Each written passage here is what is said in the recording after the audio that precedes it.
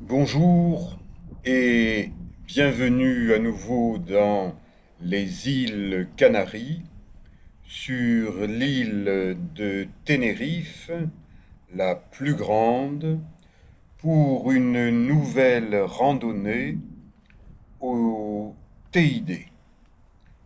Je y suis déjà monté avec Victor Gregorios, guide de montagne, et j'y monte avec son épouse, Marina, et son fils, Théo, un futur guide de montagne. Je suis entre de bonnes mains. Je suis content de monter une nouvelle fois par une autre route, un autre itinéraire vers le volcan Teide qui culmine à 3718 mètres d'altitude. J'y suis monté avec Victor le jour de mes 72 ans.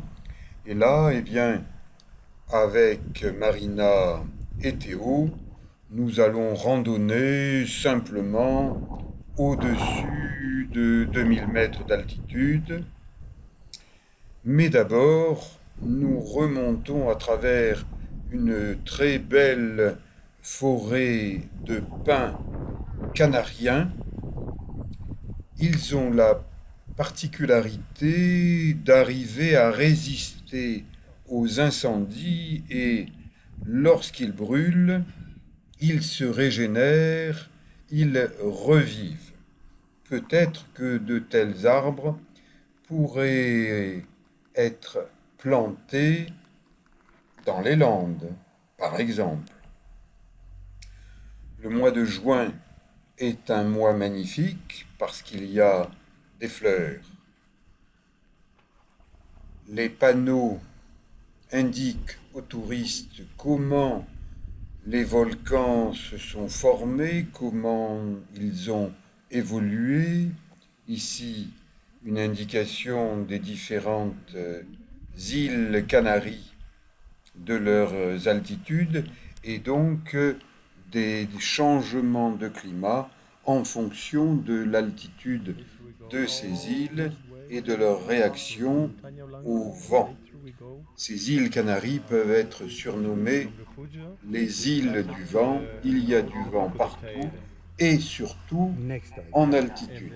Et donc, nous montons au-dessus de 2000 mètres par la route, tranquillement. Je suis déjà monté dans ce secteur pour randonner avec Joris et son copain Benjamin qui est un coureur à pied. Nous nous sommes garés dans les parages, mais je n'avais pas repéré qu'il y a un centre pour les visiteurs qui explique l'île de Tenerife et ce qui se passe au cœur de l'île Tenerife, sous la terre, là où se créent les volcans. Un espèce de petit sentier simule l'écoulement de la lave. On marche en toute sécurité sur cette lave, c'est impressionnant.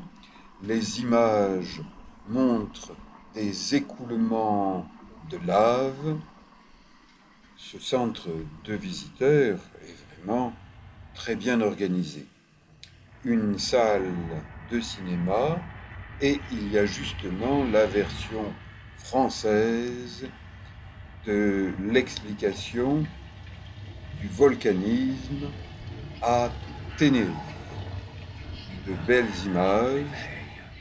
Et alors, tout tremble.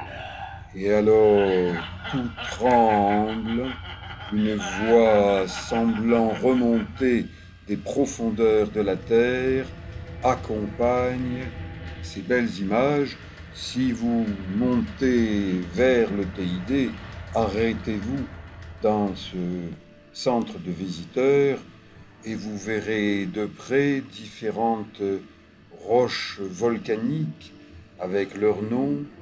Il y a des systèmes de poulies qui permettent de se rendre compte de la différence de densité des roches, de la différence de poids, c'est un très bon moyen de mieux comprendre le milieu volcanique dans lequel on évolue, puisque toutes ces îles Canaries sont des îles volcaniques et le volcanisme y est différent d'un côté de l'autre. Une magnifique maquette du TID permet de mieux comprendre ce que l'on voit tout autour quand on se promène dans ce secteur qui est un parc national. Donc, respectez les règles du parc national, respectez les sentiers. Si on vous dit qu'il est interdit de faire du vélo, eh bien ne partez pas en vélo comme je vous l'ai montré dans une vidéo précédente parce qu'un garde va vous attraper et les amendes, ça coûte cher. Les roches volcaniques ont différentes couleurs et avec ces sables volcaniques, eh bien, on fait des magnifiques représentations. Un lézard représenté sous forme géante, eh bien ces petits lézards sont extrêmement craintifs et j'ai beaucoup de mal à essayer de les filmer. Là au moins, je peux tourner autour de ce beau lézard, il ne bouge pas. Théo admire ce que ce parc présente. Théo, 21 ans, le fils de Marina, vient de terminer sa première année d'études dans une école de montagne.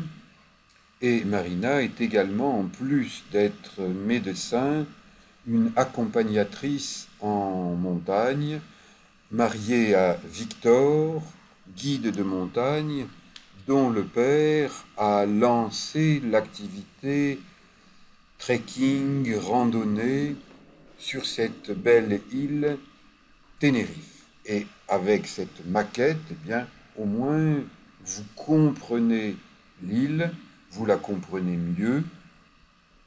C'est une magnifique manière de mieux faire du tourisme en comprenant. Visite terminée, film terminé, mais il y a un jardin botanique avec des tas de plantes spécifiques, on dit endémiques, à cette région du TID. El Portillo, c'est le nom de ce secteur. Les différentes plantes sont étiquetées, vous avez leur nom scientifique, leur nom courant, et vous pouvez là aussi mieux comprendre. Modèle géant d'un scarabée.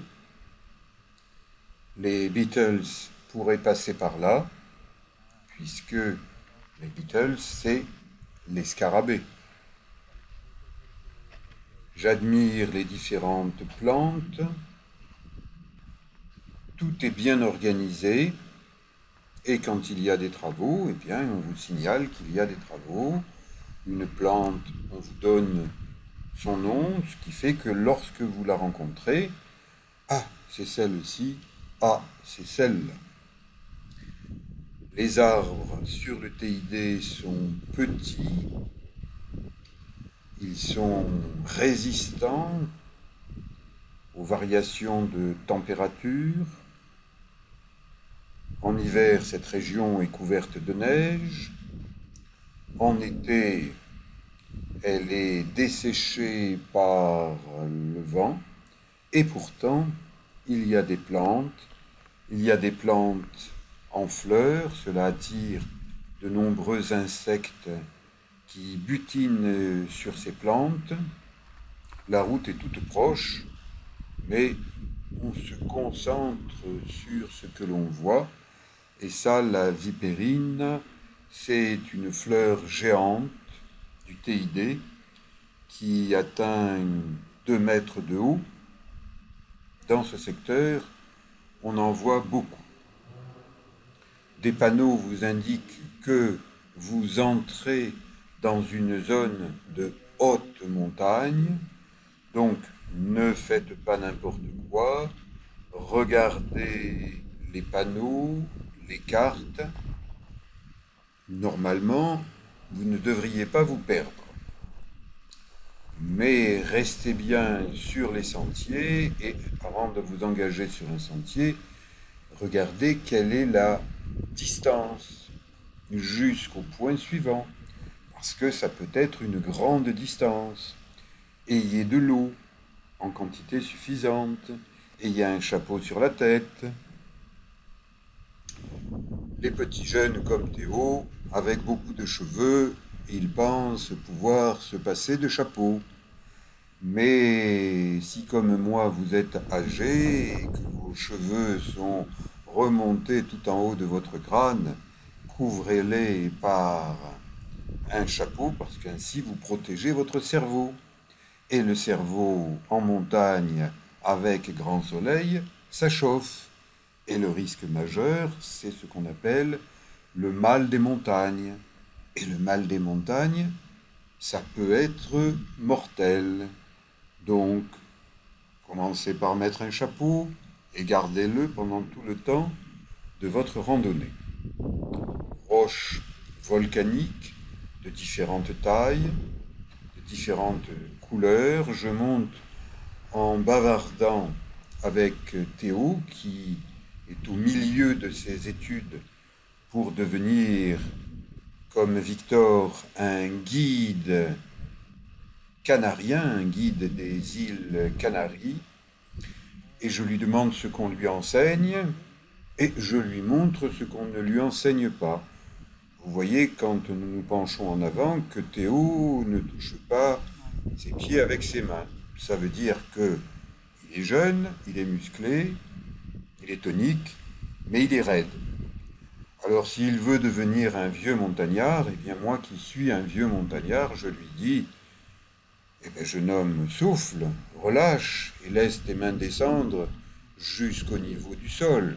Ensuite, pour te relever, fais comme moi qui suis un vieux, mets tes mains sur les genoux et déplie ton dos, ça économisera ton dos tout en le faisant travailler.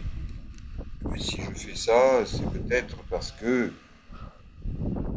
je suis formé à ça. Je suis un prof de culture physique, breveté d'État, et un masseur kinésithérapeute, diplômé d'État. Théo emboîte les pas de sa maman. La pente est forte. Nous empruntons le circuit Humboldt en sens anti-horaire. Je l'ai fait dans le sens classique avec Joris et Benjamin, et là, je le fais dans l'autre sens. Encore un petit arrêt, et je montre à Théo comment se servir de ses doigts pour vidanger ses narines. Eh bien, en période de pandémie Covid, activer sa respiration quand on est comme ça dans la nature, en plein air, eh bien, c'est nettoyer ses voies respiratoires supérieures. C'est aussi faire travailler les muscles de son ventre, parce que les muscles de son ventre correspondent à la respiration. Ce sont des techniques que l'on n'enseigne pas dans cette école d'alpinisme de Tenerife, mais j'espère à l'automne m'offrir à nouveau des vacances à Tenerife et peut-être aller dans cette école et proposer des démonstrations parce que je suis un vieux randonneur et que les petits jeunes, ils ont quand même intérêt à savoir ce que les vieux font pour continuer à avoir une certaine forme. C'est le privilège de continuer à faire un certain nombre de choses. La montée est raide, chacun cherche son rythme, et quand on le trouve, eh bien, c'est parfait parce que on monte à son rythme. Avec un guide, c'est plus facile de trouver son rythme que quand on est beaucoup. Et puisque j'ai une longue expérience de montagne, notamment en Himalaya où j'ai randonné pendant des années et des années autour des 5000 mètres, là je montre à Marina un rythme lent et j'allonge mes foulées, je contrôle mon souffle et je fais des pas plus grands, plus facilement. Ça, c'est une technique qu'ils ne connaissent pas. Là encore, peut-être que cette école de montagne de Tenerife sera intéressée par ce que je peux leur transmettre, partager. Je vous le dirai lorsque j'y retournerai, si cette école a utilisé mes compétences.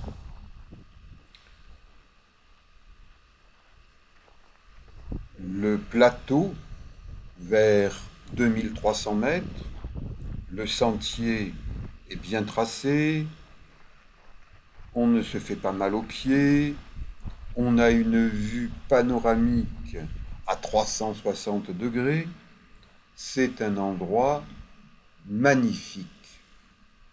C'est un endroit magique, avec des couleurs de roches très différentes d'un secteur à l'autre. À nouveau, je montre à Théo que je respecte la nature et je la salue. Je salue le volcan Teide et puis je décide de faire une nouvelle pause. Dans mon petit sac à dos, eh bien, j'ai un petit tapis de sol, made in France. Je le déplie, je prends une ceinture, une sangle, et je réalise des assouplissements à la fois de mes jambes, membres inférieurs, de mon dos, de mes bras. Je m'inspire d'une méthode de kinésithérapie française, la méthode Mézières. Si vous ne la connaissez pas, allez voir quelques-unes de mes vidéos, de mes documentaires dans la playlist Améliorer sa santé. Je parle de la méthode Mézières parce que j'ai été formé à cette méthode par sa créatrice, Françoise Mézières.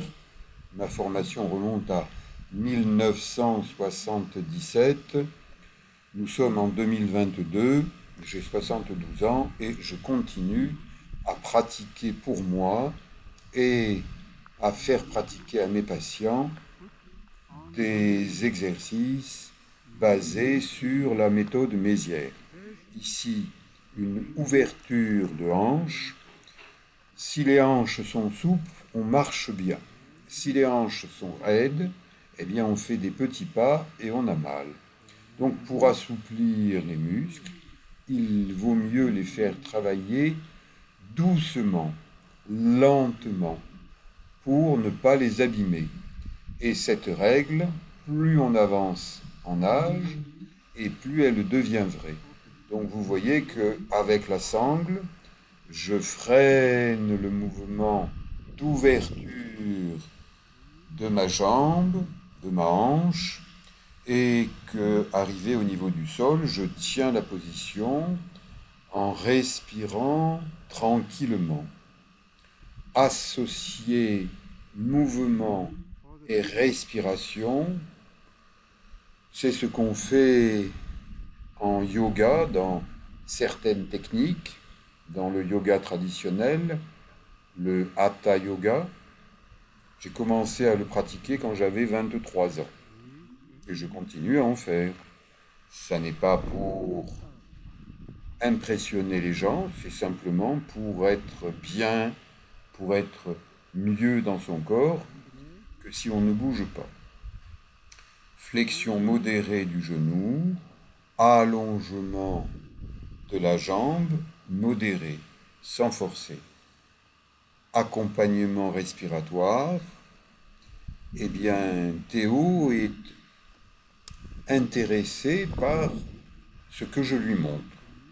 Donc, j'espère que les enseignants de son école et d'autres élèves seront intéressés parce que un vieux randonneur français peut leur montrer, leur démontrer. Ne pas oublier d'équilibrer le travail. Ce qu'on fait d'un côté, on doit le faire de l'autre côté. Il n'y a pas un bon côté, un côté fort et un mauvais côté, un côté faible. Les deux côtés ont besoin d'être travaillés. Et là, avec un mouvement de bras lent, je montre ce que je fais à l'intérieur de mon corps, c'est-à-dire la manière dont je respire. N'oubliez pas, quand vous faites un travail alternatif, de terminer par un travail symétrique, en faisant travailler les deux côtés en même temps. En même temps, c'est Françoise Mézières qui l'a dit en 1947. Ça a été repris en 2017 par un petit jeune qui, au plan physique, n'est pas un bon exemple.